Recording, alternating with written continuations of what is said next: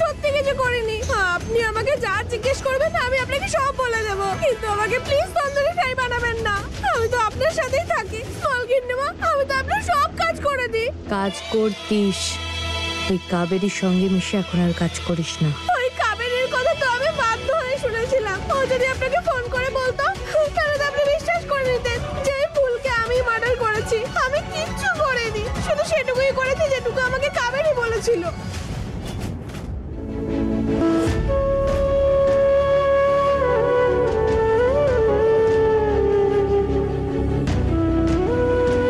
আমার মতো দেখতে কোনো বহুরূপী আমাদের এই বাড়িতে থাকছে।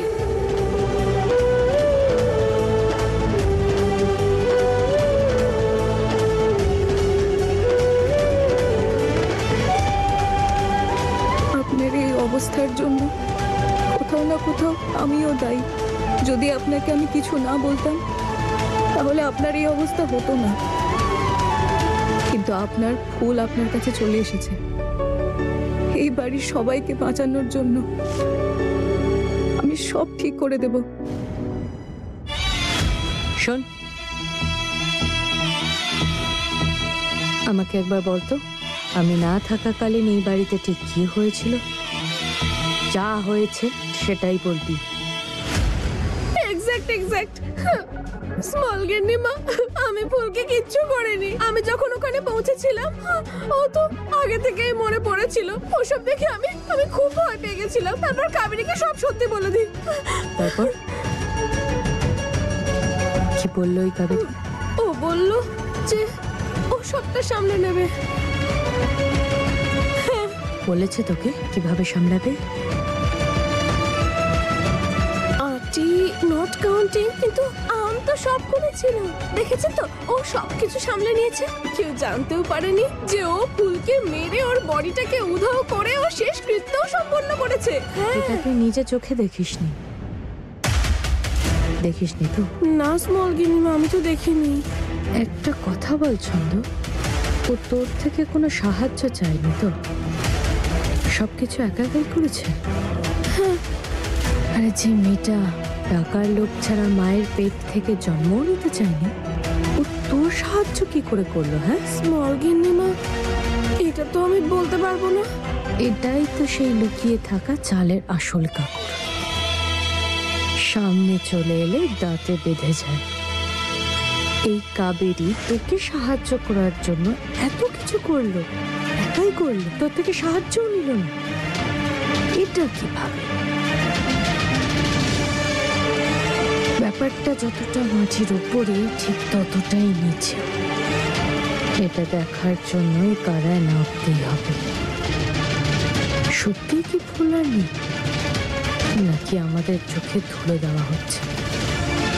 গন্ডগোল তো আছে, কিন্তু কি তার উত্তর তুই কাবেরী দেবে। যে মেয়েটা আমার থেকে টাকা নিয়ে এই বাড়িতে নিজের জায়গা তৈরি করতে পারে, ওর কোনো কথায় ভরসা করা যাবে না। মেয়েটা পুরো সত্যি কথা বলছে না।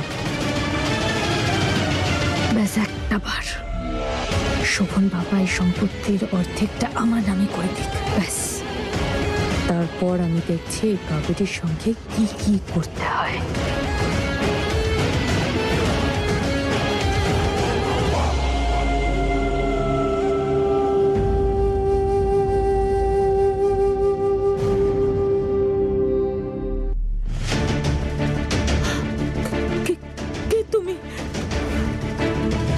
শোভন, আমি ফুল, আমি আপনারই ফুল বৌমা। ফুল মা,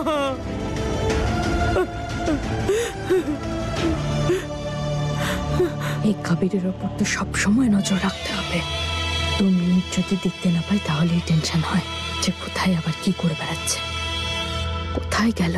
ফুল মা, মা আমি জানি আপনি আমাকে এভাবে দেখে ঘাবড়ে গেছেন হয়তো, কিন্তু এই বহুরূপীর আসল রূপটা সবার সামনে নিয়ে আসার জন্য আমাকে এটা করতেই হতো, যাতে ওর সত্যিটা সবার সামনে নিয়ে আসতে পারি। কি হচ্ছে এখানে?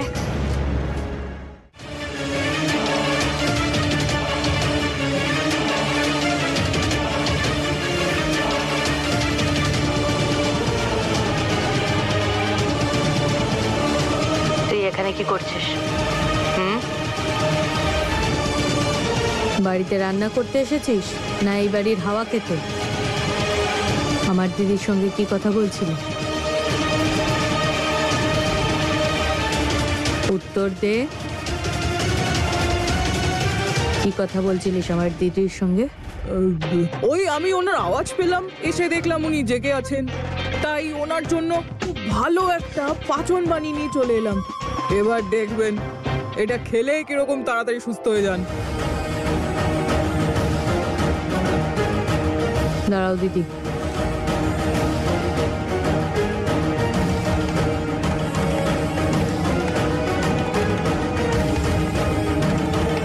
কোন সত্যির কথা বলছিলিস?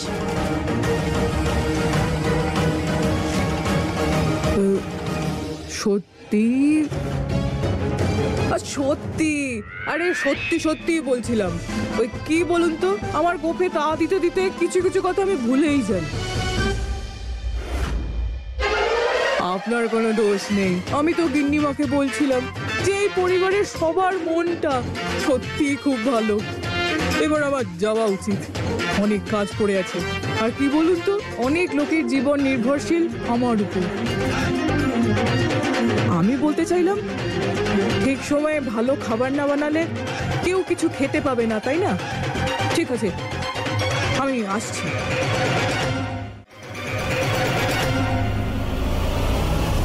ক্ষমা করবেন ছোট মা, আপনাকে মিথ্যে বললাম, কিন্তু আমি বাধ্য। শোভনবাবু আর তার পরিবারকে বাঁচানোর জন্য এখন আমার সব কথা সামনে আনাটা ঠিক হবে না। জানি না সে কে, যে আমাদের ক্ষতি করার চেষ্টা করছে, যে বাড়ির সঙ্গেও জড়িত।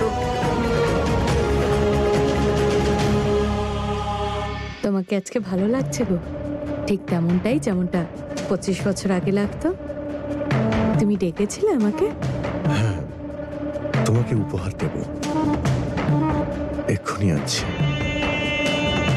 বাহ, প্রথম কাজটা সম্পন্ন করেছে শোভন বাবা। মনে হচ্ছে অর্ধেক সম্পত্তির মালকিন হয়ে গেছি আমি। আরে কি দেখছো কি তুমি? চোখটা বন্ধ করো।